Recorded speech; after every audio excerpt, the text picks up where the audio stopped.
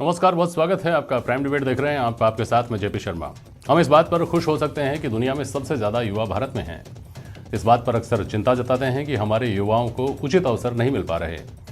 इस खुशी और चिंता की कशमकश की एक सच्चाई ये है कि जो अवसर, जो संसाधन उपलब्ध हैं, उनके दम पर भी हमारे युवाओं ने दुनिया को राह दिखाई है। दूसरी सच्चाई ये भी है कि जवान होते होते हमारे देश की नई पीढ़ी कुछ कर दिखाने के बजाय इस चिंता में आ जाती है कि अब क्या करूं, कैसे घर गृहस्थी चलाऊं।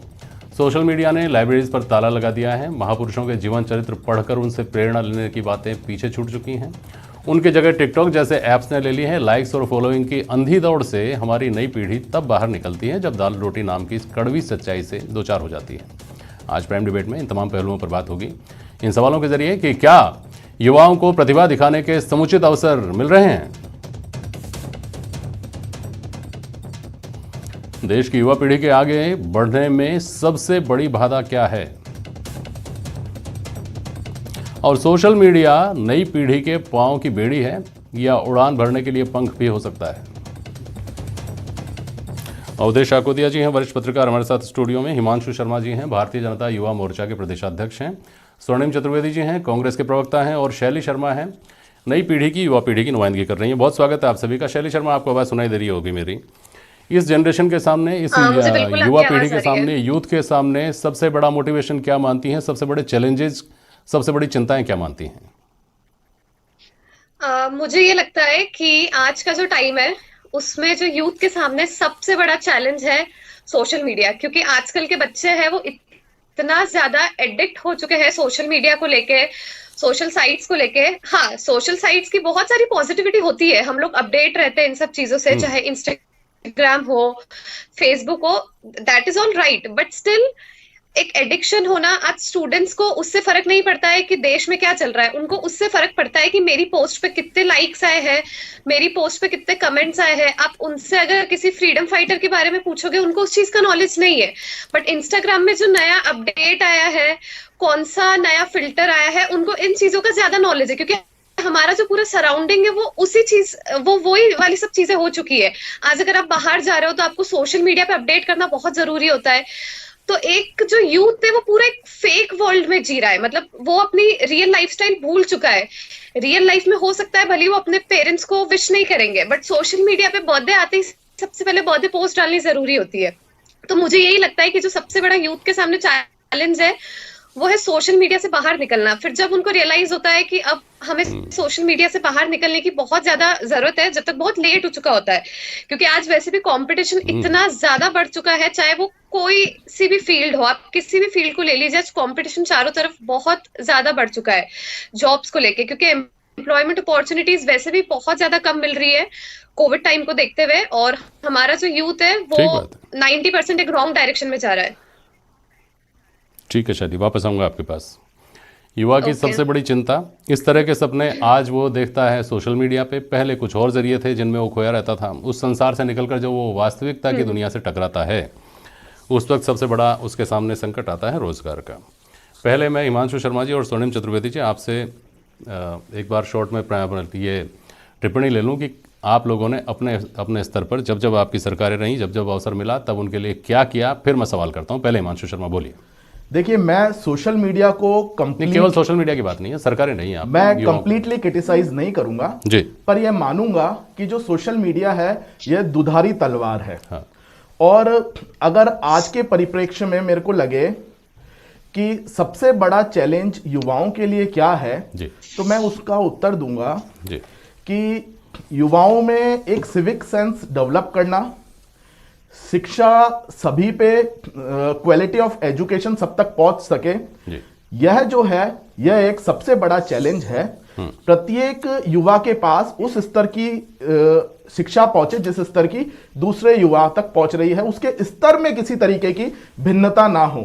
अगर उसके स्तर में किसी तरीके की भिन्नता नहीं होगी तो मेरे को लगता है कि आगे युवा को यह पता होगा कि सोशल मीडिया को कितना यूज करना है, किस तरीके से यूज करना है। अपॉर्चुनिटीज भी सबको बराबर मिल पाएगी, उन अपॉर्चुनिटीज को प्रत्येक युवा अच्छे से अवेल कर पाएगा। हिमांशु जी, साथ ही ये भी बता दीजिए कि आपकी सरकारों ने इस उद्देश्य को हासिल करने के लिए क्या योगदान दिया। देखिए, फिर मैं स्वर्णिम जी से भी यही सवाल करूंगा। मैं जहां तक भारतीय जनता पार्टी और भारतीय जनता पार्टी की सरकारों की बात करता हूं, तो मेरे को लगता है कि भारतीय जनता पार्टी एक ऐसी पार्टी होगी जिसमें सर्वाधिक युवाओं को राजनीति के अंदर अपॉर्चुनिटी दी जाती है। पर उसके साथ भी मैं एक क्वेश्चन रखूंगा कि केवल राजनीतिक क्षेत्र में अपॉर्चुनिटी को ही हम युवाओं को स्ट्रेंथन करना या एम्पावर करना नहीं मानेंगे। युवाओं के लिए बहुत सारे द्वार होते हैं, राजनीति उनमें से एक द्वार है। पर जब आपने प्रश्न पूछा, आज भारतीय जनता पार्टी के अंदर युवा मोर्चा का नेतृत्व राष्ट्रीय स्तर पर एक 29-30 साल का युवा कर रहा है। कांग्रेस पार्टी जो है वो इनके जो राहुल गांधी हैं उनको युवा नेता आज तक मानती है। तो किस तरीके से कम उम्र के युवाओं को राजनीति में मौका देने का काम भारतीय जनता पार्टी ने किया है। अगर मैं कहूं कि भारतीय जनता पार्टी ने राजनीतिक परिप्रेक्ष्य में युवा शब्द को परिभाषित करने का काम किया है, तो कोई अतिशयोक्ति नहीं होगी। चलिए, पहले राजनीति में युवाओं पर बात हो जाए, जब आपने छेड़ ही दिया। स्वर्णिम जी, आप अपनी बात कहना चाहें, कह सकते हैं, फिर मैं सवाल करूंगा। स्वर्णिम जी, संक्षेप में बोलिएगा।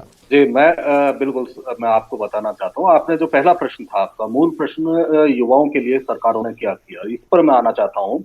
सबसे बड़ी बात यह है कि हमारी सरकारों का जो विजन रहा है हमेशा युवाओं पर केंद्रित रहा, क्योंकि आज भी अगर आप देखें तो हर 5वां जो युवा है देश दुनिया का वो भारतीय है। आज 1/5 पॉपुलेशन जो युवाओं की है वो भारत में है। तो हमारे यहाँ पे अगर आप देखें, हमने युवाओं को लीडरशिप डेवलप करने के लिए, न सिर्फ राजनीतिक बल्कि आप सोशल देखें, इंस्टीट्यूशनल लीडरशिप है, इसको डेवलप करने के लिए कार्यक्रम बनाए। आप चाहे नेहरू युवा केंद्र के माध्यम से अवसर दिए हों या जो देश के नीति निर्धारण में युवाओं को 18 वर्ष पर मताधिकार का जो हमने अवसर दिया, ये कांग्रेस सरकारों ने दिया, क्योंकि कांग्रेस सरकार का विजन था यूथ पार्लियामेंट हमने तैयार की एनएसएस के प्रोग्राम से, जिससे कि युवा आगे बढ़े, उनमें नेतृत्व क्षमता बढ़े। और ये सब चीजें होते हुए जो है हमने देखा कि युवा आगे बढ़े। युवाओं ने चाहे विज्ञान का क्षेत्र हो, चाहे शिक्षा का क्षेत्र हो, चाहे इंडस्ट्रियल हो, उसमें अपना नाम कमाया है। आता हूं सुनिए, वापस आता हूं। हमारी सरकारों ने जो कार्यक्रम बनाए, सबसे बड़ी चुनौती, सबसे बड़ा चैलेंज युवाओं के सामने रोजगार का है। ये हम आप सब जानते हैं। जब आदमी को दाल रोटी की जब उसकी व्यवस्था हो जाती है, उसके बाद वो बाकी सब चीज़ें सोच पाता है। और उसकी स्थिति ये है संयोग मान लीजिए, दुर्योग मान लीजिए कि जो सबसे ताज़ा आंकड़े जो आए हैं बेरोज़गारी के, वो उच्चतम स्तर के हैं। 7.9% कुछ इस तरह की है बेरोज़गारी की दर। तो क्या इस बेरोज़गारी दर के साथ हम हमारे युवाओं के लिए सपने देखते हैं कि वो क्वालिटी एजुकेशन, क्वालिटी लाइफ जी पाएंगे? हिमांशु जी, देखिए, बेरोजगारी और शिक्षा दोनों का सीधा सीधा संबंध रहेगा। हाँ। पर इसको शिक्षा और फिर बेरोजगारी पे चर्चा करनी होगी। आप बेरोजगारी के बाद शिक्षा पे चर्चा कर रहे हैं कि सब बेरोजगारी। नहीं, मैं तो कुल मिलाकर बेरोजगारी पर बात कर रहा हूँ। नहीं, मैं किसी चीज में उलझना नहीं चाहता ना, आपको उलझाना चाहता हूँ। मैं तो सीधी बात कर रहा हूँ। देश का युवा बेरोजगार है और बेरोजगारी जो दर है वो 7.9% पहुंच गई है। अब आप उसको क्वालिटी एजुकेशन दे दें, क्वालिटी ऑफ लाइफ दे दें, अच्छे संस्थानों में पढ़ा दें, नहीं पढ़ाएं, उसको रोजगार तो दें। उसको पढ़ाना पड़ेगा, उनको पढ़ाना पड़ेगा। देखिए, हमको एक दो चीजें हैं, या तो हम इसकी डिबेट में उलझ के रह जाएं, या हम एक बहुत अच्छा डिस्कशन करके इसके एक सॉल्यूशन पे, एक तर्क संगत हम सॉल्यूशन पे आए। मैंने कहा कि अगर अच्छी शिक्षा होगी तो सबको अच्छी अपॉर्चुनिटी मिल पाएगी, सबको अच्छी अपॉर्चुनिटी मिलेगी तो एम्प्लॉयमेंट की रेट जो है वो बढ़ेगी। जहां तक आप एम्प्लॉयमेंट की बात कर रहे हैं, मैं कहना चाहूंगा एम्प्लॉयमेंट सिर्फ गवर्नमेंट एम्प्लॉयमेंट नहीं, प्राइवेट सेक्टर्स में भी एम्प्लॉयमेंट हो। इसके साथ साथ युवा जो है वो एंटरप्रेन्योर बने। केंद्र सरकार की startup India, stand up India, मुद्रा योजना, यह सारी योजना इस प्रकार की योजनाएं हैं कि बैंकिंग सेक्टर के माध्यम से इनिशियली अगर किसी को अपना काम प्रारंभ करना है तो किस प्रकार से उनको लोन दिया जा सकता है, इंफ्रास्ट्रक्चर के माध्यम से वो अपना बिजनेस स्टार्ट कर सकते हैं। हिमांशु जी, अगर क्वालिटी एजुकेशन की ही बात होती ना तो ब्रेन ड्रेन जैसा शब्द का आविर्भाव नहीं होता हिंदुस्तान में। यहाँ के जो बच्चे पढ़े लिखे हैं, जो मेधावी छात्र हैं, उनको यहाँ अवसर नहीं मिल पाते। वो क्वालिटी एजुकेशन पाते हैं लेकिन जाकर वो सर्व करते हैं दूसरे देशों में, सर्विस देते हैं वहाँ। बड़े बड़े नाम पिछले कुछ दिनों से ज़्यादा चर्चा में, अग्रवाल जो अजमेर के हैं उनका, और सुंदर पिच्चई जैसे बहुत सारे नाम हैं, लेकिन वो यहाँ नहीं कर पा रहे कुछ, क्योंकि यहाँ अवसर नहीं मिल पाता, बाहर जाना पड़ता है। और स्वर्णिम चतुर्वेदी जी, 55 साल तो आपका ही शासन रहा है। आपने शुरू से अब तक जो किया उसका हमेशा से आप श्रेय लेने की हमेशा आपकी कोशिश रहती है, लेकिन शिक्षा को रोजगारोन्मुखी बनाने की कोशिश में या उस प्रयास में हमेशा से विफलता नहीं मिली है क्या भारत को? चाहे शासन किसी का भी रहा हो, और जिसमें ज़्यादातर समय आपका रहा है। खेती किसानी छोड़ करके किसानों को आज अगर शहरों में आकर मजदूरी ढूंढनी पड़ती है, पहाड़ी जो क्षेत्र हैं वहाँ पे पलायन की समस्या अलग है, जो गांव में कुटीर उद्योग होते थे, छोटे काम आदमी करता था, उन सबको छोड़कर पढ़ो लिखो और किसी तरह से नौकरी पे लग जाओ, ये दौड़ हिंदुस्तान का कल्चर नहीं बन गई क्या? देखिए जेपी जी, मैं आपको बताना चाहता हूँ, अभी दो बातें आई। एक तो आपने कहा क्वालिटी एजुकेशन की, लेकिन सबसे ज्यादा आज अगर शिक्षित बेरोजगार हैं राजस्थान देश में, तो आप देखेंगे इसी दौर में है, यही दौर है, क्योंकि पेंडेमिक के दौरान भी अगर 41% लोगों ने अपनी रोजगार खोए, तो उनमें सर्वाधिक पढ़े लिखे नौजवान थे।